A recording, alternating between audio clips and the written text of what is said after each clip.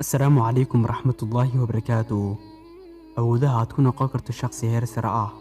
maanta muuqaalkan waxaynu ku hadli doonaa awoodaha aad ku noqon karto shakhsi heer sare ah.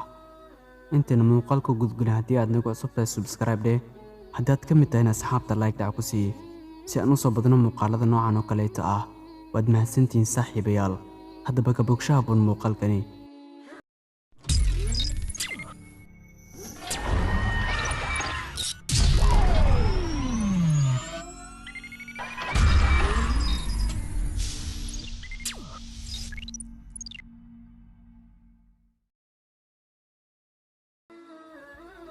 awoodda aad ku noqon karto shakhsi heer sare ah. miyaad rabtaa inaad garato heer cusub shakhsi ahaaneed? miyaad raadinaysaa siyaabo aad naftaada ugu dhigto mid ka fiican sidii hore? waxaan filayaa inay tahay jawaabtaadu haa. waxaad u baahan tahay inaad waqti u gaar yeesho akhriska buugaagta, sida buugaagta nolosha ku saabsan, sida guusha, horumarka, ka adkaashaha caqabadaha iyo diintaba. shakhsiyaddaada ayay heer sare u qaadaan. waxaadna noqonaysaa qof nolosha dhinac walba ka dhisan. waxa keliya ee kaa dhigaya shakhsi heer sare ah waa inaad xikmadda barato. waxaadna ka heli xikmadaha si buugaagta. xikmadduna waa inuu qofka garanayo waxa uu samaynayo ama hadalka uu ku hadlayo. wax kasta uu samaynayana ama sheegayo wuxuu naftiisa weydiinayaa, ma sax baa mise waa khalad?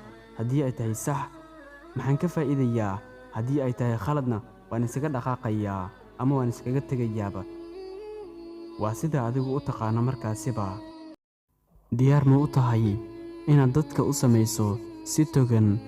ma jeceshahay inaad noqoto shakhsi marka uu hadlayo dadku si fiican ay u dhegaystaan, dareenkoodana ay siiyaan? ma bixin kartid waxaadan haysan, ma bari kartid waxaadan garanaynin. badanaa dadka sida weyn u sameeya caalamka waa akhristayaal.